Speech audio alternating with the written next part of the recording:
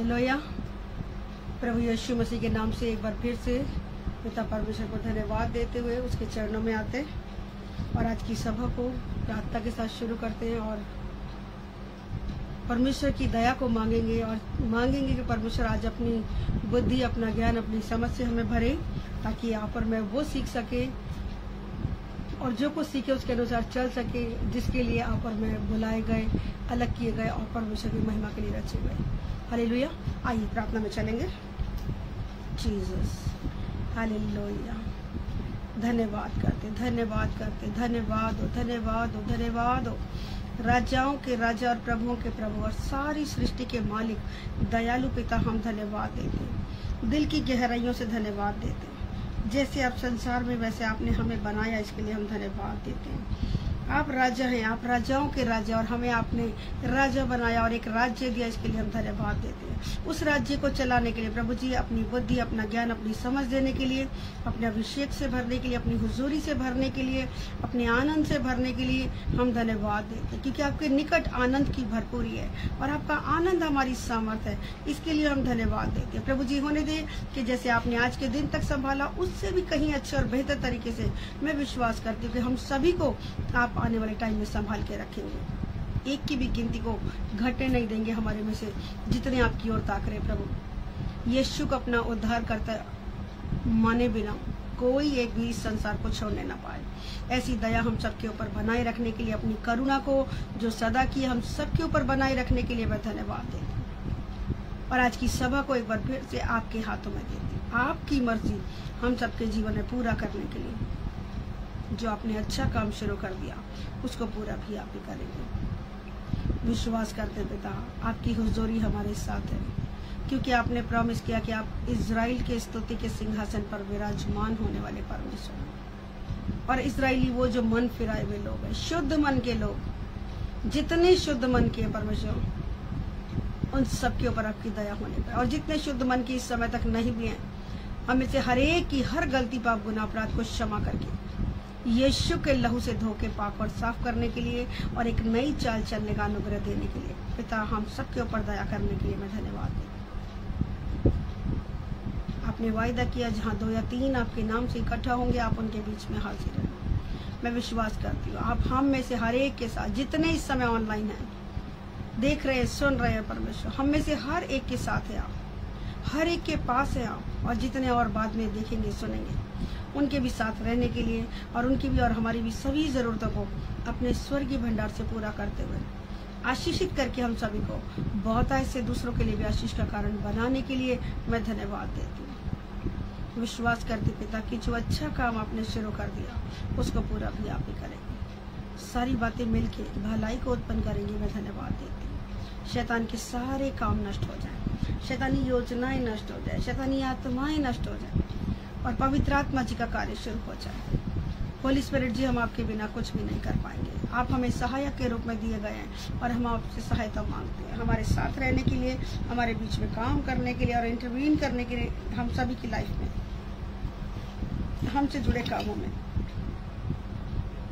अपना कब्जा लेने के लिए और अद्भुत काम हमारे बीच में करने के लिए हम धन्यवाद दें। मैं अपने आप को क्रूस के पीछे छिपाते हुए इस समय को आपके हाथों में देती। प्रभु, आज हमारा स्तुति करना, प्रशंसा करना, महिमा करना, आराधना करना, वचन का शेयर किया जाना एक नए तरीके से आशीष को लेकर आए, नए तरीके से निराश लोगों को आशा दे परमेश्वर, जो आंसुओं में आज उन्हें आनंद दे। आज का वचन 30 नहीं 60 नहीं वरन 100 गुना एक एक के जीवन में फल लेकर आए और आपकी महिमा और शैतान की सारी गंदी आत्माएं नष्ट होने के लिए, किसी भी चीज से हमें कोई नुकसान ना होने देने के लिए, गड़बड़ी की सारी गंदी आत्माओं को नाश करने के लिए एक बार फिर से मैं धन्यवाद देती हूँ। और आगे का समय आपके हाथों में सौंपते हुए इस प्रार्थना को यीशु मसीह नासरी के नाम से मांगती हूँ। जैसे सुने और ग्रहण कर ले पिता, सब कहीं आमेन। हालेलुया, आमेन। प्रभु का धन्यवाद। हम आमीन करके परमेश्वर की हर एक उस बात पर जो आपके और मेरे लिए रखी गई है, जो वायदे परमेश्वर ने आपके और मेरे साथ किए, उन वायदों को हम अपने जीवन में पूरा होता देखेंगे। और उससे पहले जब उन वायदों को पकड़े, हम जब स्तुति करते, आराधना करते, परमेश्वर का आत्मा हमारे साथ जुम्बिश करे हमारे साथ और हमें आनंद की आत्मा से भरे। हालेलुया। जहाँ कहीं है आत्मा में धन्यवाद करना शुरू कीजिए कि प्रभु सच में तेरे निकट आनंद की भरपूरी है। बहुत सुंदर गीत दिया परमेश्वर ने कि आनंद है, परम आनंद है मेरी यीशु की संगति में हरदम, है ना। इस समय आप और मैं कहाँ हैं? परमेश्वर की संगति में। और इस संगति में हमेशा जब आप और मैं आते हैं, अगर आप और मैं भूख और प्यास रखने वाले लोग हैं, परमेश्वर से प्यार करने वाले लोग हैं, तो आपको और मुझको क्या मिलेगा? हमेशा हर दम क्या मिलेगा? आनंद मिलेगा, सुख मिलेगा और शांति मिलेगी। और आनंद ही नहीं, मैं बताती हूँ, परम आनंद मिलेगा, टॉप क्वालिटी का, मतलब चरम सीमा पे, जिसका कोई तोड़ ही नहीं, है ना। उसके आगे कुछ है ही नहीं। ऐसा आनंद देने के लिए परमेश्वर आकर मेरे साथ है। हालेलुया। आइए इस गीत को गाते हुए, स्तुति करते हुए हम आगे बढ़ेंगे। आनंद है, परम आनंद है मेरे यीशु की संगति में हरदम। आनंद है, परम आनंद है मेरे यीशु की संगति में हरदम। सुख और शांति का अनुपम मिलन जैसे साजों में बजते हैं सरगम। सुख और शांति का अनुपम मिलन जैसे साजों में बजते हैं सरगम। दुख से भरी इस दुनिया में वो देता सुख से भरा एक जीवन आनंद है, परम आनंद है मेरे यीशु की संगति में हरदम। आमेन। आनंद है, परम आनंद है मेरे यीशु की संगति में हरदम। जीवन मेरा कुछ देखे बिना आगे बढ़ता विश्वास का कदम धरे। आमेन। जीवन मेरा कुछ देखे बिना आगे बढ़ता विश्वास का कदम धरे। देता मुझे दिव्य भंडार से हो नहीं होगी कमी मुझे जीवन भर। आमेन। देता मुझे दिव्य भंडार से नहीं होगी कमी मुझे जीवन भर। विश्वास करो जब संभव न हो तब विश्वास से होगा संभव। आनंद है, परम आनंद है मेरे यीशु की संगति में हरदम। आमेन। आनंद है, परम आनंद है मेरे यीशु की संगति में हरदम। कौन संभालेगा, कौन आसरा देगा, इसका नहीं है अब मुझे डर। आमेन। कौन संभालेगा, कौन आसरा देगा, इसका नहीं है अब मुझे डर। उठ ना सकूं जब मैं लाचार होकर तकिया करूँगा मैं यीशु पर। आमेन। उठ ना सकूं जब मैं लाचार होकर तकिया करूँगा मैं यीशु पर। अपने छिदे हुए हाथों को वो बढ़ाकर चंगा करेगा छूकर। आनंद है, परम आनंद है मेरे यीशु की संगति में हरदम। आनंद है, परम आनंद है मेरे यीशु की संगति में हरदम।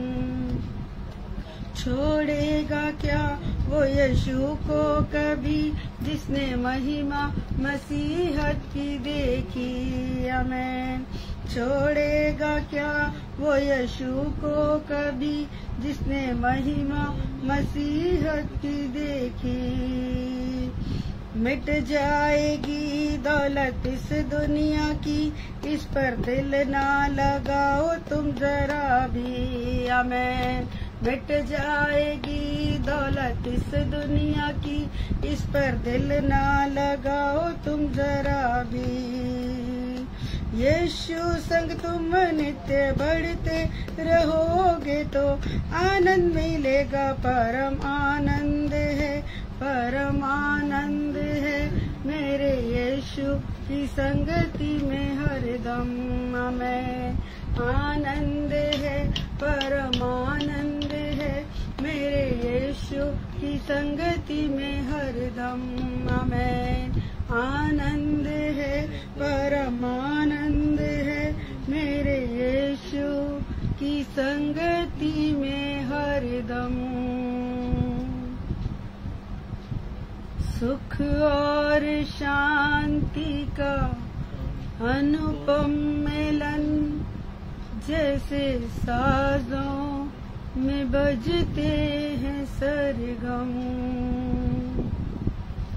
दुख से भरी इस दुनिया में वो देता, सुख से भरा एक जीवन आनंद है, परम आनंद है।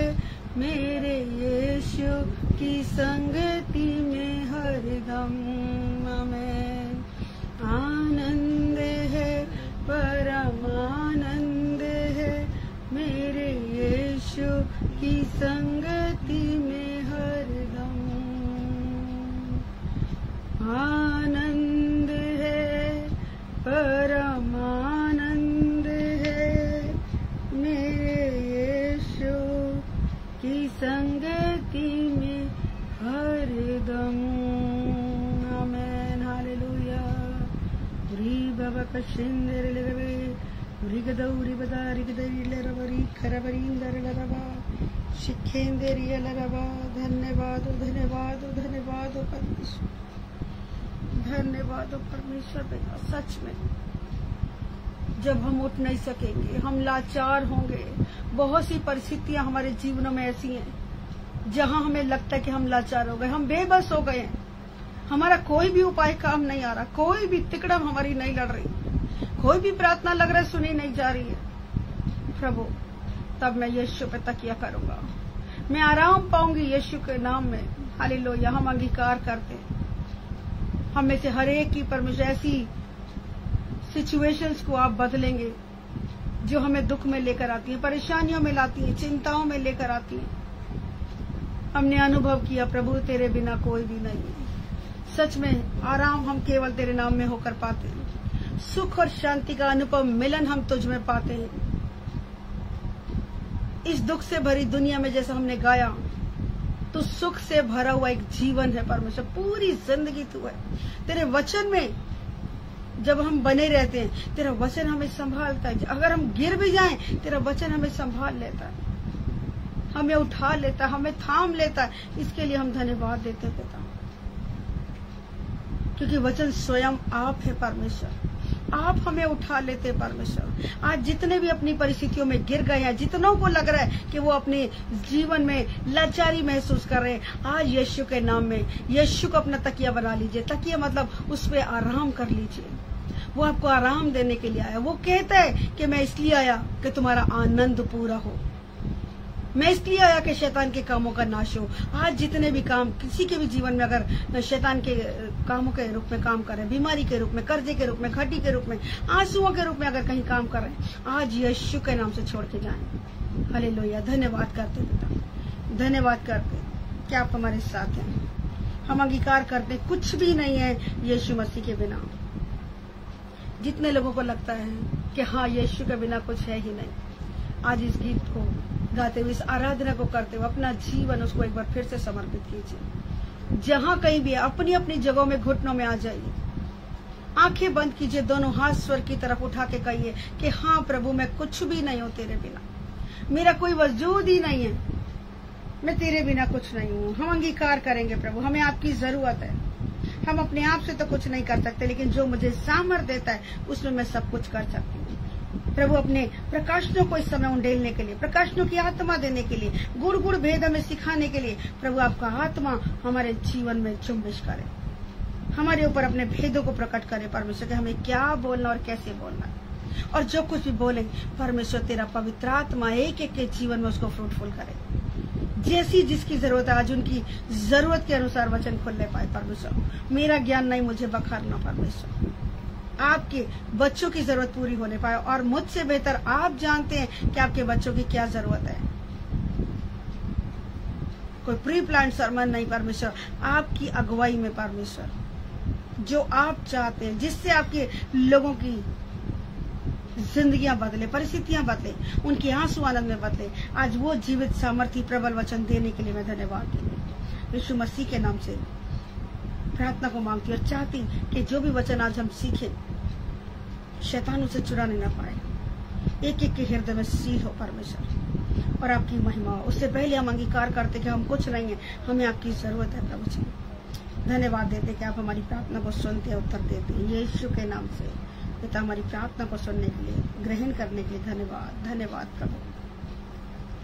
कुछ भी नहीं,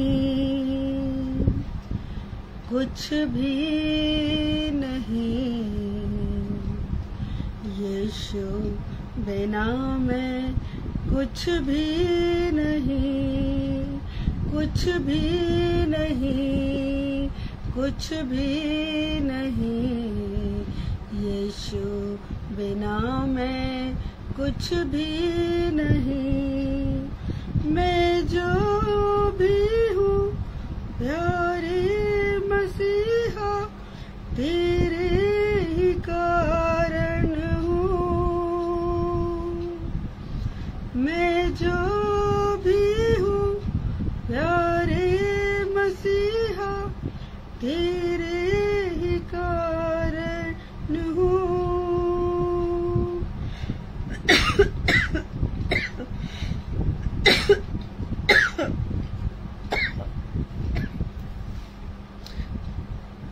सहायता मदद करें, डिस्टर्बेंस के एक स्पिरिट इस जगह को छोड़ देगा। सच्चे प्रभु हम अंगीकार करते कि हम आपके बिना कुछ भी नहीं, कुछ भी नहीं, कुछ भी नहीं यीशु बिना मैं कुछ भी नहीं, कुछ भी नहीं, कुछ भी नहीं यीशु बिना मैं कुछ भी नहीं। मैं जो भी हूँ प्यारे मसीहा तेरे ही कारण हूँ। मैं जो भी हूँ प्यारे मसीहा तेरे ही कारण हूँ। कुछ भी नहीं, कुछ भी नहीं यीशु बिना मैं कुछ भी नहीं, कुछ भी नहीं, हाँ कुछ भी नहीं यीशु बिना मैं कुछ भी नहीं। हिम्मत दौलत ताकत शोहरत ये मेरे काम न आए। हिम्मत दौलत ताकत शोहरत ये मेरे काम न आए। ये दुनिया के सपने सब दोस्त अपने सबसे निराशा पाई। यीशु ही है सच्चा साथी, यीशु बिना मैं कुछ भी नहीं। यीशु ही है सच्चा साथी, यीशु बिना मैं कुछ भी नहीं, कुछ भी नहीं, हाँ कुछ भी नहीं यीशु बिना मैं कुछ भी नहीं। दुख दर्द मेरे आंसू ये सारे यीशु ने ले लिए। हमें दुख दर्द मेरे आंसू ये सारे यीशु ने ले लिए।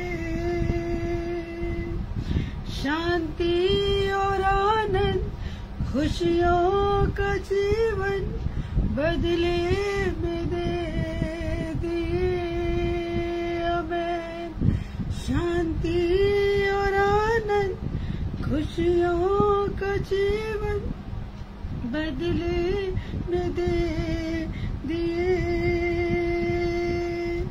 दिल की धड़कन यीशु ही है, यीशु बिना मैं कुछ भी नहीं। दिल की धड़कन यीशु ही है, यीशु बिना मैं कुछ भी नहीं, कुछ भी नहीं, हाँ कुछ भी नहीं।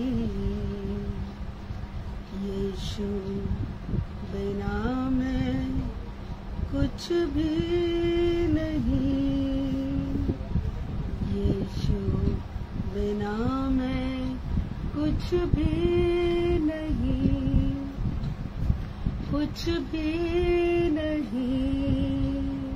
जहाँ कहीं है दोनों हाथ स्वर की तरफ उठाते हुए एक बार फिर से अंगीकार कीजिए। एक एक जुबानी अंगीकार करे, और जो समझती है इस बात को कि मैं यीशु के बिना कुछ हूं ही नहीं, सभी लोग अंगीकार कीजिए। प्रभु आपकी और मेरी दुहाई को सुन रहे हैं, वो आपके और मेरे आंसुओं की सुधि लेने वाले परमेश्वर है। कुछ भी नहीं, कुछ भी नहीं, यीशु बिना मैं कुछ भी नहीं,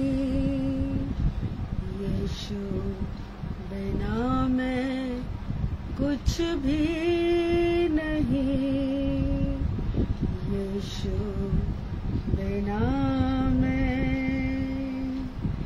कुछ भी नहीं।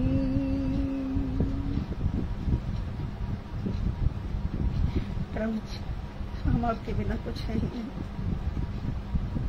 हम दोनों हाथ उठा के सरेंडर करते परमेश्वर, हम जहां भी हैं हमें देख लीजिए परमेश्वर, हमारी दुहाइयां आपके कानों तक पहुंचे परमेश्वर। बहुत सी परिस्थितियां ऐसी हो जिनको सह नहीं पा रहे परमेश्वर, हम सबको सहने की शक्ति दीजिए। आप आत्मा में दिखा रहे, कोई बच्ची है जो बहुत रो रही, कोई बेटी आंसुओं में इस समय, आंसुओं में, बहुत सी बहनें इस समय आंसुओं में, दुख में इस गीत को जब गा रहे तो वो आंसुओं से भरी पड़ी है। अपना दिल जो उन्होंने परमेश्वर तेरे आगे उंडेला है, तो हर एक की आंसुओं की सुधि लेता परमेश्वर। सच है प्रभु, हम तेरे बिना कुछ है ही नहीं, कोई वजूद नहीं है हमारा। बहुत बार परमेश्वर परिस्थितियां सहने के बाहर हो जाए, लेकिन हमें वचन में बने रहने का अनुग्रह दीजिए कि हम अपनी आत्मिकता को खराब न करने पाए। आपका वचन कहता है क्रोध तो करो लेकिन पाप मत करो। हम में से किसी से कोई पाप ना होने पाए परमेश्वर। हम तेरी शिक्षा को पकड़े रहे परमेश्वर, तेरी शिक्षा में बने रहने के लिए प्रभु जी सहायता और मदद कर। हमारी परिस्थितियों को बदलिए परमेश्वर, हमारे दुखों को सुखों में बदलने के लिए, हमारे आंसुओं को आनंद में बदलने के लिए, हमारे लोगों की बीमारियों को चंगाइयों में बदलने के लिए,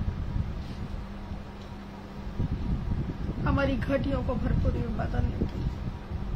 जो अच्छा काम आपने शुरू कर दिया परमेश्वर, उसको पूरा भी आप करें। हम धन्यवाद देते हैं पिता कि आपका आत्मा हमारे बीच में, आप अपने लोगों को टच कर रहे हैं। आपका वचन कहते हैं जब पवित्र आत्मा तुम पर आएगा, तुम आहे भर भर के, तुम आहे भर भर के ऐसी प्रार्थना करोगे जो बयान से बाहर। हाँ प्रभु, आज तेरे बच्चे तेरी ओर निहार रहे परमेश्वर।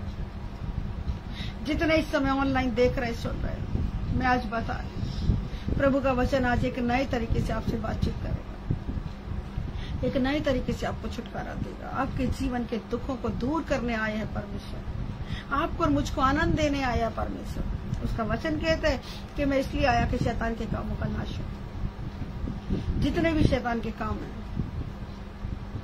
जितने भी दुख सता रहे हैं, आज यीशु के नाम से छोड़ के दूर होने पाए, यीशु के नाम से दूर हो जाएंगे नहीं, हो गए यीशु के नाम से। जहां कहीं है कहिए आमीन। यीशु की आत्मा कहती है, उसका वचन कहता है, जिस दिन तूने मुझे पुकारा उसी दिन मैंने तेरी सुन ली और तुझ में बल देकर हियाव बनाया।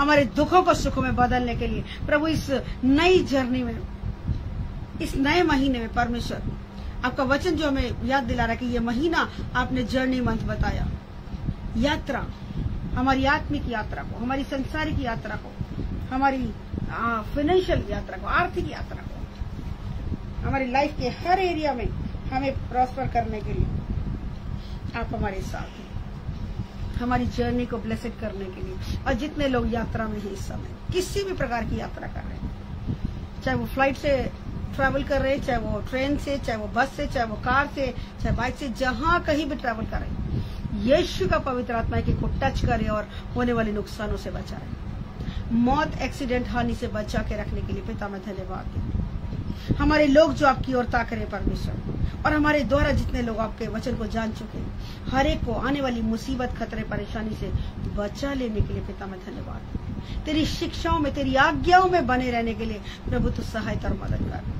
तेरा आत्मा हमें सिखा रहा है परमेश्वर कि अगर हम आपकी शिक्षाओं को नहीं पकड़ते तो हम जीवित नहीं रह सकते। हमारा जीवन यही है।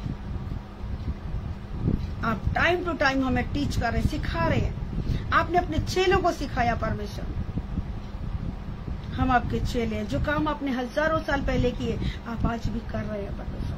आपका पवित्र आत्मा आज हमें से हर एक को एक नए तरीके से सिखाए परमेश्वर। प्रकाशनों का आत्मा उठेले परमेश्वर कि आज का वचन 30 नहीं 60 नहीं वरन 100 गुना फल लेकर आए, हजार हजार गुना फल लेकर आए, और एक एक जीवन नरक की आग से बच जाए। और जब तक इस पृथ्वी पर विक्टोरियस लाइफ को जिए, जयवंत जीवन जीने वाले बने, हारी हुई जिंदगी नहीं परमेश्वर। मैं चाहती हूँ मुझसे जुड़े लोग, आपसे जुड़े लोग परमेश्वर, हर एक जन विजयी जीवन जिएगा। मैं विश्वास से घोषणा करती हूँ जितने फेलोशिप ऑफ बिलीवर से जुड़े हुए हैं, किसी भी रूप में जुड़े हुए हैं, किसी भी रूप में जुड़े हुए हैं, परमेश्वर के साथ कनेक्टेड है, ग्रुप के साथ कनेक्टेड है, हमारे साथ कनेक्टेड है। यीशु का आत्मा एक एक को इंडिविजुअली, व्यक्तिगत तौर पे प्लस करने जा रहा है। जितने भी संगति से जुड़े हैं, आने वाले टाइम में एक भी जन ऐसा नहीं होगा जो गरीब होगा, एक भी जन ऐसा नहीं होगा इस कलीसिया से जुड़ा लेने वाले नहीं। आज अगर परिस्थिति लेने वाली है, आने वाले टाइम में वचन के अनुसार चलने के कारण देने वाले बनने जा रहे हैं। सब कहें आमीन, हालेलुया। प्रभु ने आपको और मुझको सिखाया कि लेने से देना था, जिस नाप से हम नापते उस नाप से परमेश्वर हमारे लिए नापेंगे, और हम लेने वाले नहीं देने वाले बनेंगे। हालेलुया। धन्यवाद करते पिता, परमेश्वर ने भी अपना इकलौता बच्चा दिया है। हालेलुया। जब उन्होंने दिया तो हमें भी देना सीखना है। अपना बेस्ट दिया उन्होंने, हमें भी अपना बेस्ट देना है। हालेलुया। परमेश्वर का धन्यवाद देते, जैसा कि हम सीख रहे, कल भी हम सीख रहे थे प्रभु का आत्मा हमारे बीच में, और शिक्षा को हम सीख रहे थे, है ना। आज भी सुबह का वचन मैं पढ़ रही थी, आज 8 तारीख है ना, 8वां तारीख का वचन मैं पढ़ रही थी। ऐसा नहीं कि 8 तारीख को पढ़ना है, लेकिन हमने एक रूटीन बनाया हुआ कि हर दिन एक एक चैप्टर हम नीति वचन से पढ़ेंगे, है ना। उसके साथ साथ और भी जो चैप्टर पढ़ते हैं, लेकिन जब मैं नीति वचन का चैप्टर 8 पढ़ रही थी तो मैं चाहती हूँ निकालेंगे हम सब इसी चैप्टर को और हम इसमें से पढ़ेंगे। वचन मुझसे सुबह बात कर रहा था, मैं चाह रही थी हम आगे बढ़ेंगे, लेकिन इसको सीखते हुए फिर हम आगे बढ़ेंगे। नीति वचन 8 और इसका नहीं एक से नहीं, इसको हम पढ़ेंगे 33 में, 32-33 दोनों से पढ़ेंगे। 32-33 से लेकर हम 36 तक पढ़ देंगे। इसलिए अब हे मेरे पुत्रों, अपने बच्चों से बात कर रहा है। कल हमने सीखा था कि आपसे और मुझसे बात कर रहा है ना। नीति वचन के 4थे अध्याय से हमने पढ़ा था 1, 2 और 13वीं आयत को हमने कल पढ़ा था। 7वें अध्याय से हमने पढ़ा था कि जब हम उसकी आज्ञाओं को पकड़े रहेंगे। परमेश्वर का अकेला बेटा था वो, और लिखा कि वो मुझे ऐसे सिखाता, पुत्र था मैं अपनी माता का अकेला दुलार था। और मेरा पिता मुझे ये कहकर सिखाता था कि तेरा मन मेरे वचन पे लगा रहे, है ना। तो आप और मैं उसके बेटे और बेटी, और हमारा मन भी उसके जीवित वचन पे लगा रहे। और जीवित वचन बोले तो परमेश्वर स्वयं है ना, वचन परमेश्वर है। तो हमारा ध्यान परमेश्वर पे लगा रहे, बजाय कि हम दुनिया की बातों पे अपना ध्यान लगाए, गप्पे मारने में लगाए, किटी पार्टी में लगाए, पहनने ओढ़ने खाने पीने में सारा टाइम लगाए। ऐसा नहीं, खाना भी है, पहनना भी है, उड़ना भी है, संसार में और भी काम जिम्मेदारियों को निभाना है। लेकिन उनसे ज्यादा, उन सबसे ज्यादा, उन सब में पहला स्थान किसको देना? अपने परमेश्वर को देना। हमारे खाने से, हमारे पीने से, हमारे पहनने ओढ़ने से, हमारे आने जाने से क्या हमारे परमेश्वर का नाम महिमा पा रहे हैं? तो वो बेस्ट है। हम परमेश्वर के समय को काट कर और उसी में लगे पड़े हैं। खाना खाना बुरा नहीं है, लेकिन ये भी एक गंदी आत्मा होती है। मैं आने वाले टाइम में आपको सिखाऊंगी कि ये भी गंदी हैबिट होती है कि सिर्फ खाना खाना खाना, सारा टाइम खाने के बारे में सोच रहे हैं। ये बुरी आत्मा है ना। हमें खाने के लिए जिंदा रहना है या जिंदा रहने के लिए खाना है? मैं हमेशा इस सवाल को पूछती हूँ ना, क्या करना है हमें जिंदा रहने के लिए खाना। लेकिन कुछ लोगों ने अपने जीवन में ऐसा फंडा बनाया हुआ है कि वो खाने के लिए जिंदा है ना। तो आज से हम सीखेंगे कि हमें खाने के लिए नहीं जीना, जिंदा रहने के लिए खाना है। तो जितना जरूरत है उतना खाएंगे, ठीक है। खाना बुरा नहीं है, परमेश्वर ने ब्लेस किया हुआ। इसका ये मतलब है 24 घंटे खा के पेट को गटर बना के रखें, है ना। जिंदा रहने के लिए खाना है, प्रभु आशीष दे, ठीक है। तो अभी हम इसको पढ़ेंगे। हे मेरे पुत्रों मेरी सुनो। अब कह रहा, अब नाउ, अब इस टाइम में पहले क्या सुना क्या नहीं सुना, अब कह रहा है। इसलिए अब हे मेरे पुत्र, क्योंकि एंड डेज है। परमेश्वर की बातों को अगर आप और मैं नहीं पकड़ेंगे तो हम बहुत कुछ खो देंगे, और परमेश्वर नहीं चाहते कि आप और मैं खो दें। हम पाने वाले बनेंगे, हम खुद भी पाएंगे, है ना। हमें खाने के लिए हमें जिंदा रहने के लिए खाने की जरूरत है ना। नहीं खाएंगे तो मर जाएंगे, है ना। थोड़ा खाना है, थोड़ा क्या, ज्यादा भी खा सकते हैं, ऐसा नहीं। लेकिन टाइम को देखते हुए, अपनी परिस्थिति को देखते हुए, हाँ, समय को देखते हुए हमें खाना है, ठीक है। तो यहाँ लिखा अब है मेरे पुत्रों, अब आखिरी टाइम चल रहा है, एंड टाइम चल रहा है। और एंड टाइम में अगर आप और मैं वचन को नहीं खा रहे, वचन में क्या लिखा है? मत्ती 4:4 में लिखा है कि हर एक मनुष्य रोटी से ही नहीं परंतु परमेश्वर के मुख से निकलने वाले वचन से जीवित रहेगा, है ना। तो आपको और मुझको वचन की रोटी, अगर हम दिन में 3 टाइम शारीरिक रोटी खा रहे हैं तो 3 टाइम क्या हम वचन पढ़ रहे हैं? मैंने बीते टाइम में भी कहा था, मैं खुद भी उस बात में चूक गई, है ना। मैं आपको ही दोष नहीं दे रही, मैं अपने लिए कह रही हूँ कि हमने कमेंट किया था कि हम खाना खाने से पहले चाहे एक वचन पढ़े, है ना। बहुत बारी याद आया, बहुत बारी पढ़ा, लेकिन बहुत बारी चूक गई, मैं खुद, है ना। तो हम मनुष्य हैं, हम भूल जाते हैं। कई बार इतने बिजी होते हैं, फटाफट से बनाया और फटाफट से खाने के लिए बैठा। दुआ करी जरूर, ऐसा नहीं कि बिना दुआ के खाया, लेकिन हमने वचन नहीं पढ़ा जो हमने कमिट किया था कि अगर हम 3 टाइम रोटी खा रहे तो 3 टाइम चाहे एक वचन पढ़ रहे, हमने पढ़ा। कितने लोग फेथफुल रहे? मैं तो नहीं रह पाई, मैं अपनी गलती मानती हूँ और मैं क्षमा चाहती हूँ परमेश्वर से, और आप अपना बताएंगे, है ना। कितने लोग फेथफुल रहे? मैं नहीं रह पाई। मैं परमेश्वर क्षमा चाहती हूँ कि मुझे परमेश्वर याद दिलाइए, जो भी कमिटमेंट की परमेश्वर आप मुझे याद दिलाओ। मैं नहीं कर पाई, मैं सच में नहीं कर पाई। कभी कभी याद आया तो मैंने कर लिया, और जब याद नहीं रहा मैं भूल गई। इंसान होने के नाते भूल जाते हैं, बहुत से लाइफ बिजी होने के कारण, फोन 24 घंटे सेवकाई में होने के कारण, परिवार सबके पास है ना। मैं अपनी सफाइयां नहीं दे रही, लेकिन मेरी गलती रही, है ना। शॉर्टकट में कि मेरा फॉल्ट है कि मैंने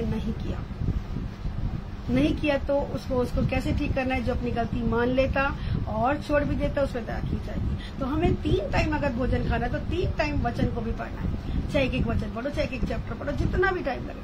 5 मिनट भी नहीं लगते, लेकिन वही है कि याद आने की बात, है ना। तो परमेश्वर से मांगेंगे, परमेश्वर जी जो कुछ हमने कमिट किया उसको पूरा करने में होली स्पिरिट हमारी मदद और सहायता करे।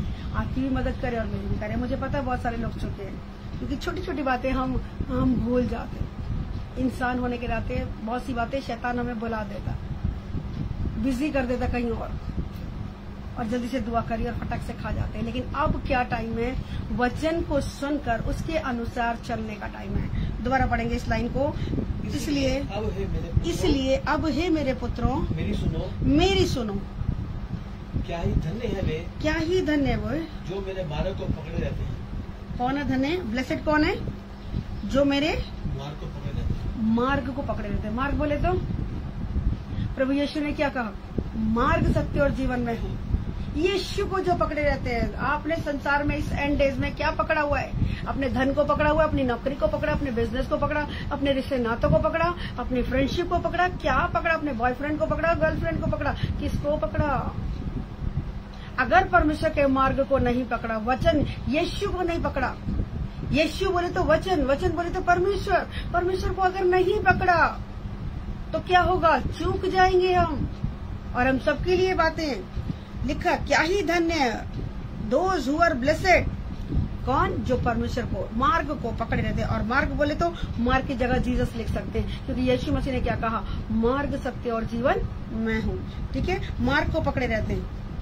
और शिक्षा को सुनो, शिक्षा को सुनो और बुद्धिमान हो जाओ। शिक्षा को सुनकर क्या हो जाओ? बुद्धिमान हो जाओ। कितने लोग बुद्धिमान होना चाहते हैं?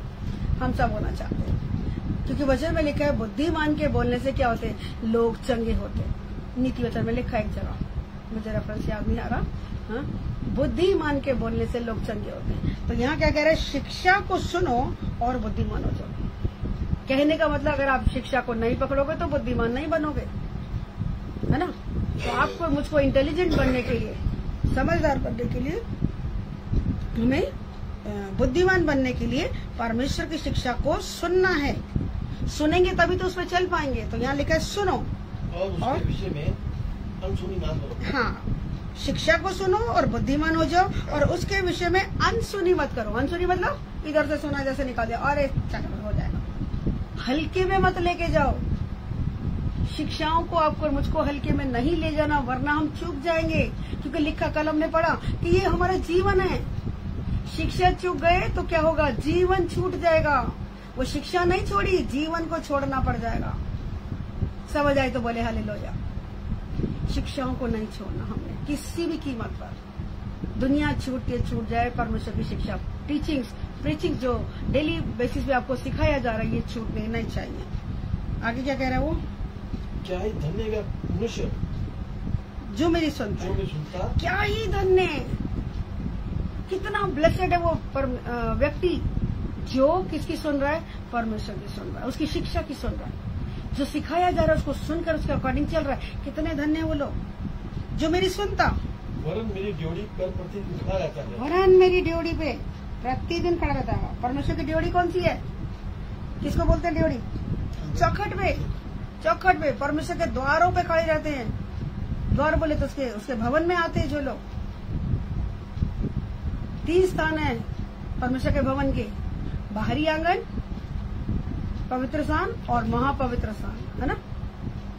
धन्य जो उसकी ड्योढ़ी पे आके खड़े हो जाते हैं। क्या करने के लिए? सुनने के लिए कि आज मेरा परमेश्वर क्या कहना चाहता है। उसकी प्रेजेंस में आ जाते हैं, उसकी उपस्थिति में आ जाते हैं। कितने धन्य है वो लोग जो प्रतिदिन डेली बेसिस पे कहाँ होते हैं? परमेश्वर की प्रेजेंस में होते हैं। आप और मैं कैसे लोग हो गए? अब ब्लेसेड लोग हैं। हालेलुया। दुनिया की नजर में हम कैसे? डजंट मैटर, कोई फर्क नहीं पड़ता, कोई फर्क नहीं पड़ता हम कैसे भी, लोग हमें क्या समझ रहे हैं। अगर आप और मैं परमेश्वर के तरीके चलने वाले लोग हैं, प्रतिदिन उसकी ड्योढ़ी पे आप और मैं खड़े हो रहे हैं कि नहीं हो रहे? पहले कैसे था और अभी कैसा है? डेली मीटिंग से कितने लोग आशीष पा रहे हैं? मैं तो पर्सनली बहुत पा रही हूँ।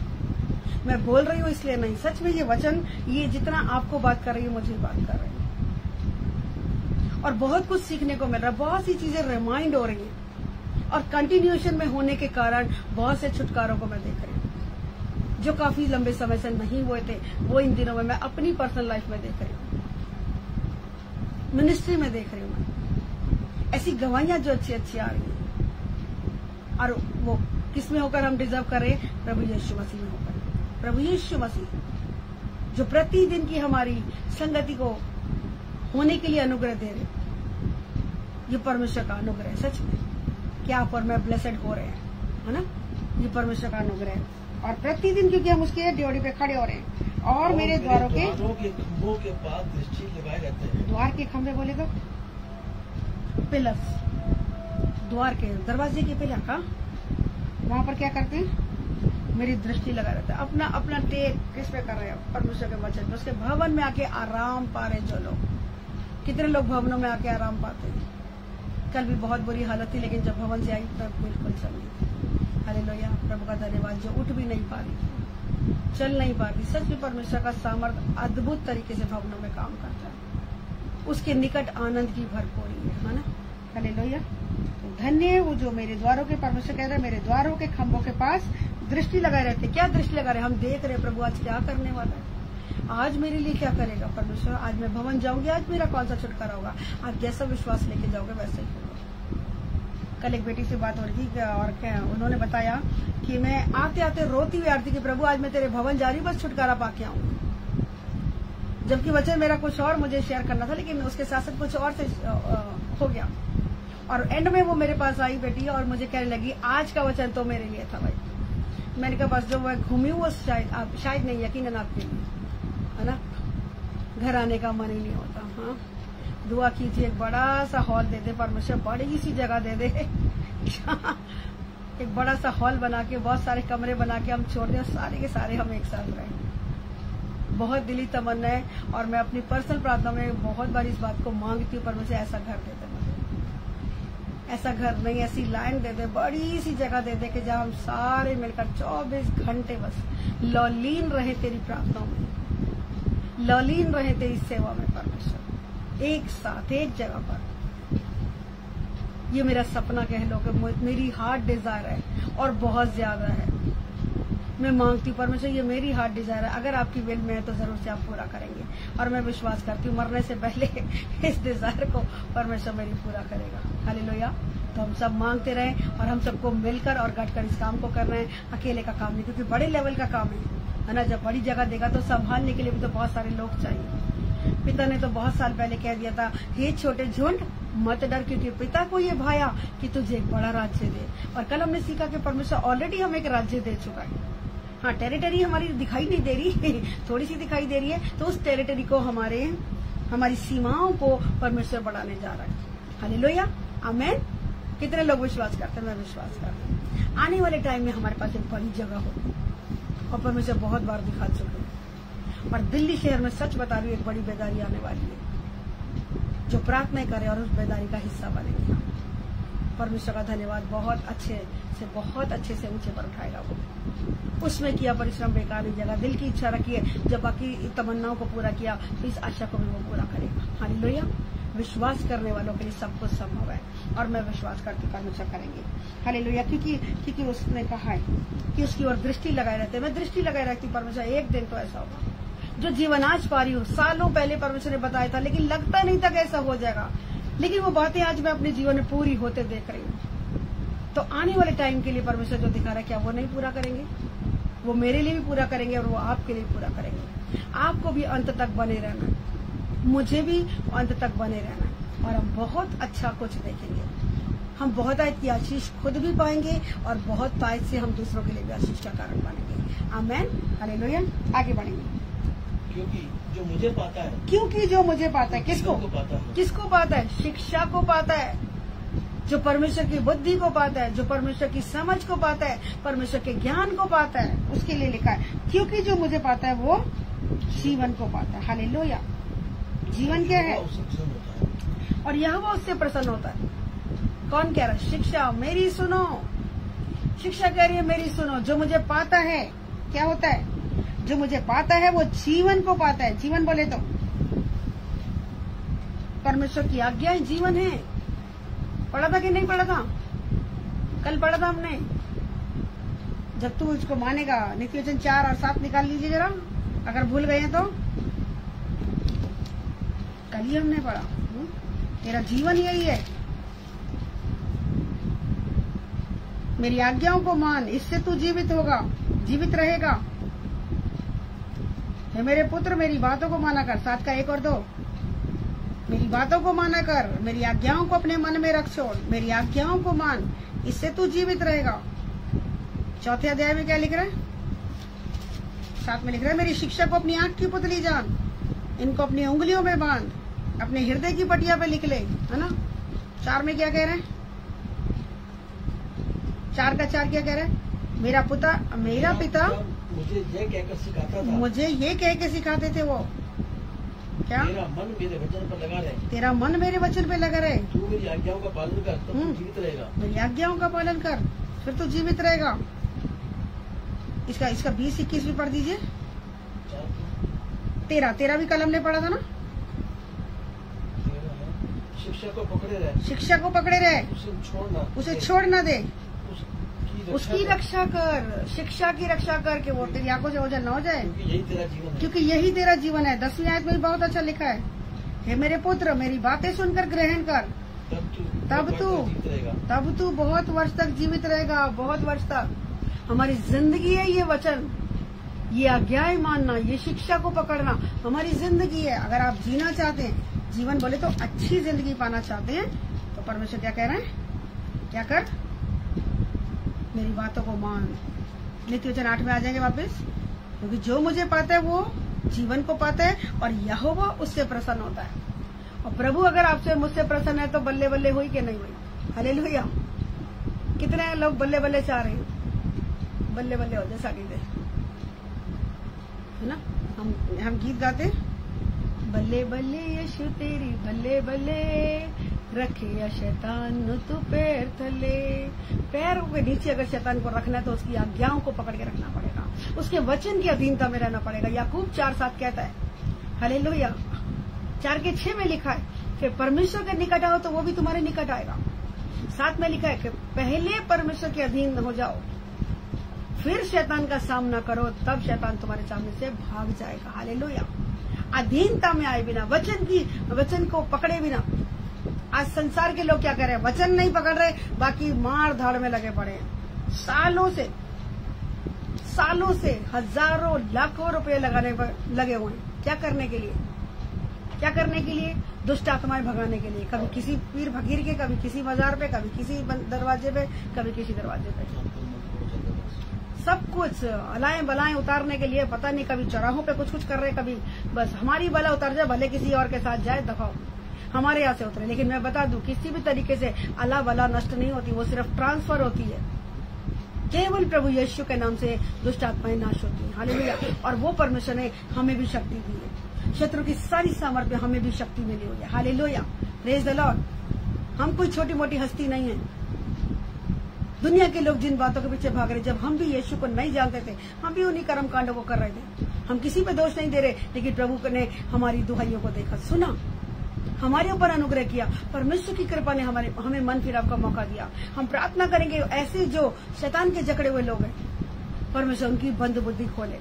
जैसे प्रभु ने हमें अपने पास खींचा, उन्हें भी अपने पास खींचे, ताकि वो भी उद्धार को देखे। क्योंकि कोई व्यक्ति जब तक परमेश्वर को, यीशु मसीह को प्रभु नहीं कह सकता, जब तक पिता परमेश्वर उसे अपने पास खींच ना ले। इसलिए कभी किसी को हम दोष नहीं दे रहे। न परमेश्वर ने दोष दिया, न हम दोष देंगे। यीशु मसीह दोष देने के लिए नहीं आया, दंड की आज्ञा देने नहीं आती, बल्कि वो आपको और मुझको एक अच्छी और भली जिंदगी देने आए। आमीन। हालेलुया। तो क्या कह रहे हैं कि परमेश्वर उससे प्रसन्न होगा जो परमेश्वर की शिक्षा को पकड़े रहते हैं। लेकिन लिखा, परंतु जो मेरा अपराध करता है वे अपने ही ऊपर उपद्रव करता है। क्या कर रहा है? अपराध करता मतलब जो शिक्षा को सुनकर चलता नहीं है, जो शिक्षाओं को पकड़ता नहीं है, वो क्या कर रहा है? किसी के लिए नुकसान नहीं कर रहा। क्या करे? अपने ऊपर ही उपद्रव करता है ना। चाहे कितने भी, हजारों कह रही हूँ, हजारों वेपन्स हमारे विरोध में आ जाए, हजारों छोड़ो लाखों भी आ जाए, हमारे ऊपर सफल नहीं होगा। जितने हथियार तेरी हानि के लिए बनाएंगे, जितनी गिनती हमें आती है सारी गिनती लगा दो, मैं कह रही सारे आ जाएं, एक भी हमें टच भी नहीं कर पाएगा, अगर आप परमेश्वर के विल में होकर चल रहे हैं। हालेलुया। Praise the Lord. आमीन। हमारा ये सौभाग्य है कि परमेश्वर आपकी और मेरी रक्षा करता है, उसके स्वर्गदूत हमारी रक्षा करते हैं। हालेलुया। हमें बचाने के लिए हमारी छावनी में लिखा है, व्यवस्था 23 में लिखा है कि वो हमारी छावनी में क्या करता है? घूमता फिरता है। हमारे शेल्टर में, हमारे घर में प्रभु यीशु का आत्मा क्या करता है? घूमता रहता है। क्या करने के लिए? बचाने के लिए। मेरे बच्चे को किसी चीज से कोई नुकसान ना हो जाए, कहीं टंकी इसके सर पे ना हो जाए, कहीं कुकर ना पड़ जाए, कहीं कोई पाइप ना फट जाए। हमेशा हमें बचाने के लिए हमारे साथ है। हालेलुया। किसी चीज से हमें नुकसान नहीं होने देंगे। यह वो बदलता नहीं है, हमारे लिए सब कुछ बदल सकता है ना। वो हमारे लिए सब कुछ करने वाला परमेश्वर है।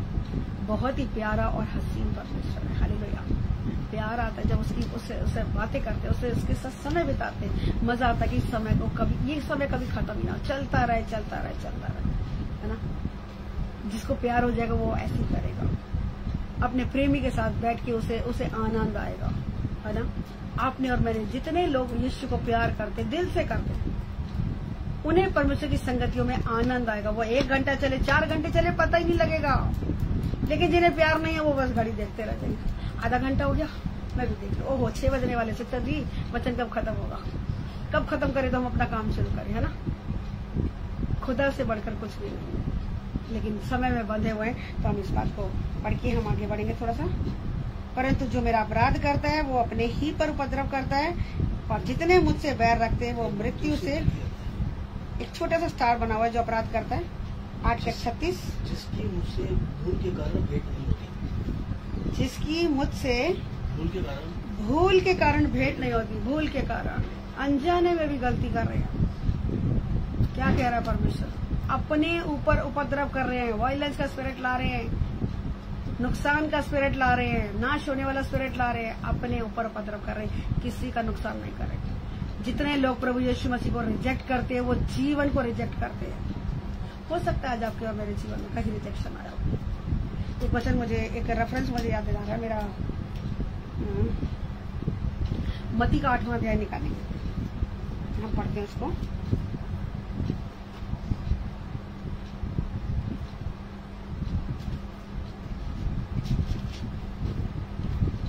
मत्ती का 8वां अध्याय निकाल लीजिए।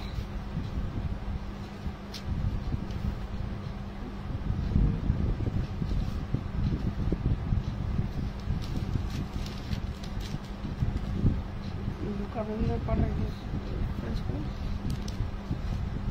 8वां अध्याय निकाली जरा, इसका 2, 3, 4 पढ़े चलो। और देखो, एक कोढ़ी ने पास आकर उसे प्रणाम किया और कहा, हे प्रभु, यदि तू चाहे तो मुझे शुद्ध कर सकता है। यीशु ने हाथ बढ़ाकर उसे छुआ और कहा, मैं चाहता हूँ तू शुद्ध हो जा। और वह तुरंत कोढ़ से शुद्ध हो गया। यीशु ने उससे कहा, देख, किसी से न कहना, परंतु जाकर अपने आप को याजक को दिखा, और जो चढ़ावा मूसा ने ठहराया उसे चढ़ा, ताकि लोगों को गवाही। इसका 5:12 मैं लूका में पढ़ रही थी, और इसमें बड़ा अच्छे से लिखा है, उसमें भी लिखा है, लेकिन इसमें क्या लिखा है, इसमें ज्यादा अच्छे क्लियर तरीके से। लूका का 5 ही पढ़ देंगे और इसी में वापस आएंगे। 5:12, हाँ, क्योंकि लूका का चैप्टर शुरू कर रखा था और इसमें पढ़ रही थी, पढ़ेंगे इसको लूका में से। लूका 5:12। जब वह किसी नगर में था, जब वो किसी नगर में था, तो वहाँ कोढ़ से भरा हुआ एक मनुष्य आया। हाँ जी।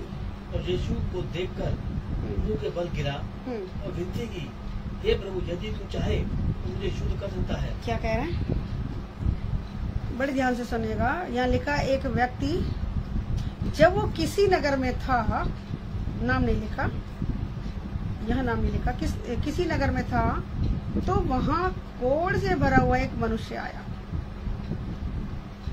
जब वो किसी नगर में था, कौन, यीशु मसीह के बारे में लिखा जा रहा है कि यीशु मसीह किसी नगर में थे, और वहाँ पर क्या हुआ, कोढ़ से भरा हुआ एक मनुष्य आया, और वो यीशु को देखकर मुंह के बल गिर गया और विनती करने लगा, क्या, कि हे प्रभु, यदि तू चाहे तो मुझे शुद्ध कर सकता है।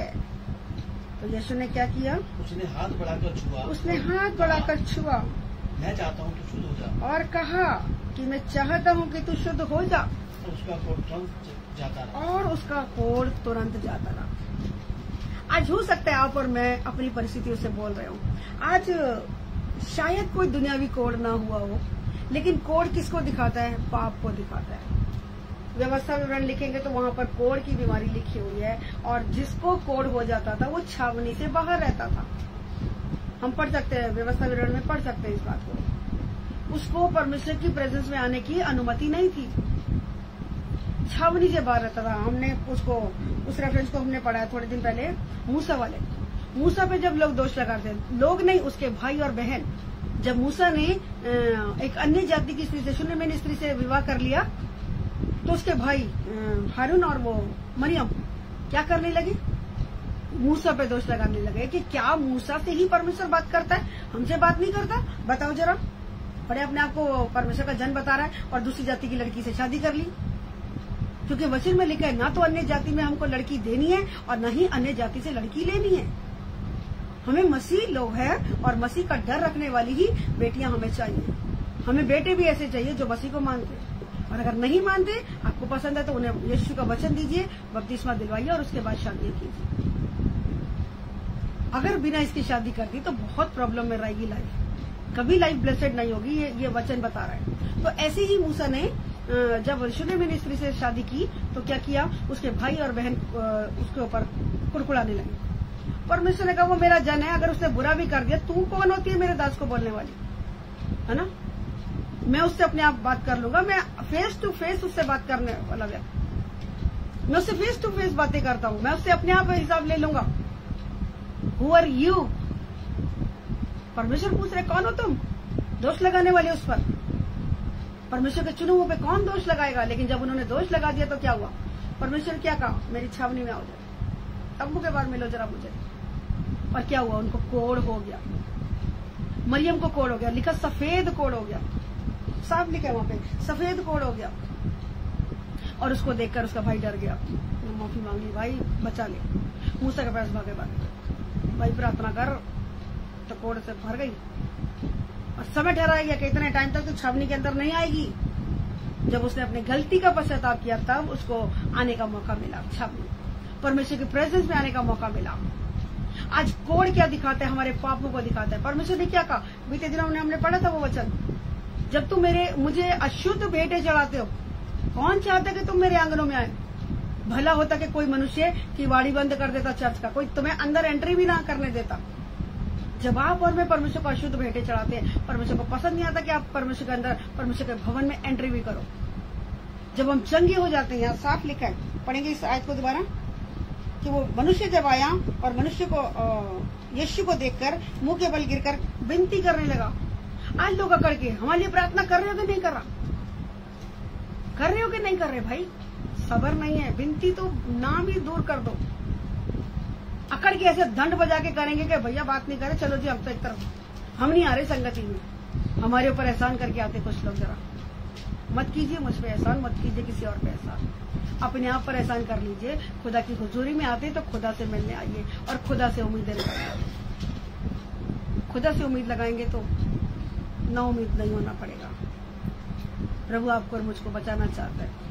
यीशु की ओर वो ताक रहा था, वो मनुष्य की ओर, भीड़ की तरफ नहीं ताक रहा था, वो चेलों की तरफ नहीं ताक रहा था कि चेले में तो यीशु के साथ ही रहते हैं। वो डायरेक्टली यीशु की ओर ताक रहा था कि यीशु यदि तू चाहे तो मुझे चंगा कर सकता है। यीशु ने कहा हाँ मैं चाहता हूँ। प्रभु चाहता है आज आपके कोड़ को दूर करना। हो सकता है वो कोड़ फिजिकल कोड़ ना हो। कोड़ किसको दिखा रहा है? पाप को दिखा रहा है। कोई भी ऐसा पाप हो सकता है जो आपको परमेश्वर के प्रेजेंस में आने से रोक सकता है। लेकिन परमेश्वर का आत्मा ने आज अनुग्रह दिया हुआ है कि आप और मैं क्या करें। अनुग्रह का टाइम है, अपनी गलतियों को मान ले और छोड़ दें और उसकी प्रेजेंस में आ जाए। लेकिन अगर आप और मैं ढिठाई करने वाले लोग हैं तो एक दिन बिल्कुल हटा देगा। देखा जहाँ पाप बहुत हुआ अनुग्रह बहुत हुआ, है ना। कल ही हमने पढ़ा कि परमेश्वर ने जिसे राजा ठहराया, जब वो लोग परमेश्वर के तरीके नहीं चले, परमेश्वर ने क्या किया? उसको बंधुआई में बहन देत की राजा को, यहोआश को किसमें, यहोआहाज को क्या किया? बंधुआई में कर दिया।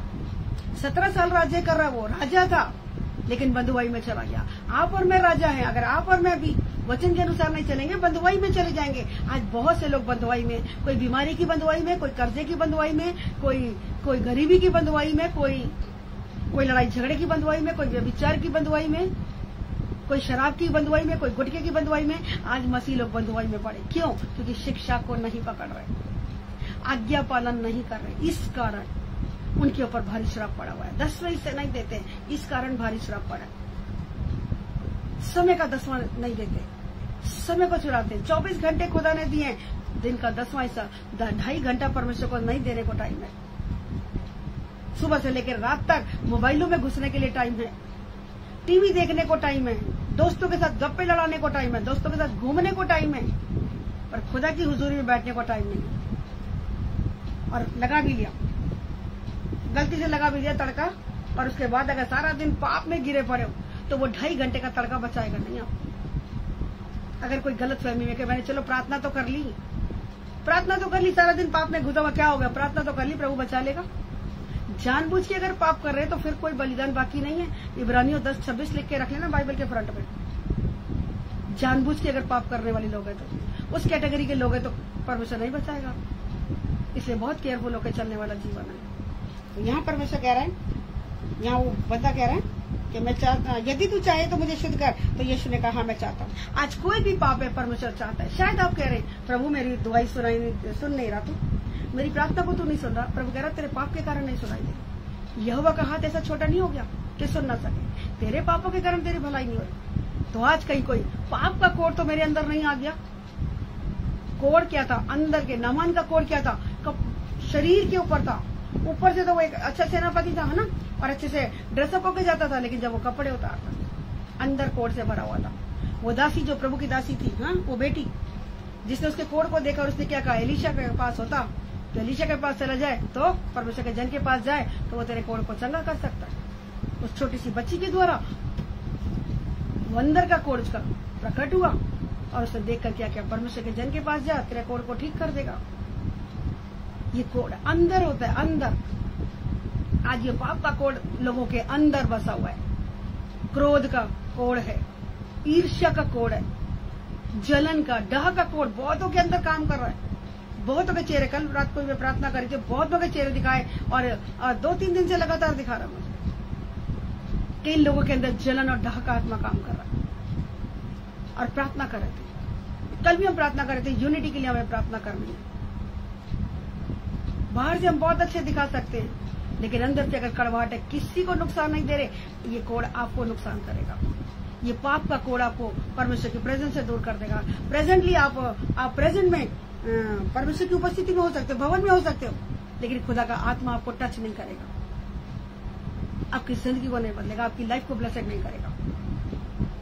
आज अगर किसी प्रकार का कोड है, आज निकाल दीजिए, परमेश्वर के सामने अंगीकार कीजिए कि प्रभु आज मैं शुद्ध होना चाहती हूँ। मेरे पाप से, मेरे अंदर जो कड़वाहट आ गई है, मेरे अंदर जो जलन आ गई है, मेरे अंदर जो डाह आ गई है, आज इस पाप को निकाल मेरे खुदा, क्योंकि मेरे पापों के कारण मेरी भलाई नहीं हो रही।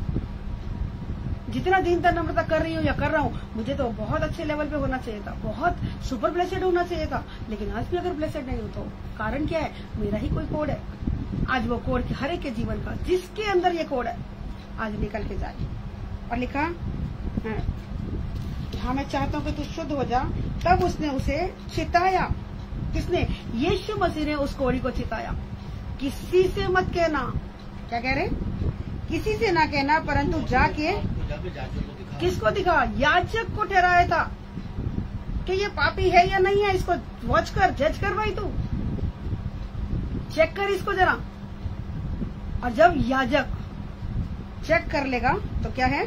अपने को शुद्ध होने के विषय में, अपने को शुद्ध होने के विषय में जो कुछ मूसा ने चढ़ावा ठहराया है, हाँ जी, चढ़ा क्या ठहरा? जो कुछ, जब याजक तुझे चेक कर ले कि तू वहाँ शुद्ध हो गया, तेरे पाप क्षमा हो गए, तेरा कोड चला गया, तो क्या कर? मूसा ने जो चढ़ावा ठहराया है, क्या कर? उसको उसे चढ़ा कि उन पर गवाही हो, लोगों के लिए गवाही हो। किस बात के लिए? जब आप और मैं कुछ चंगे होते हैं, जब आपका और मेरा कोई काम बनता है, हमारे पाप क्षमा होते हैं, क्या हमने कभी स्पेशल ऑफरिंग दी है चर्च में?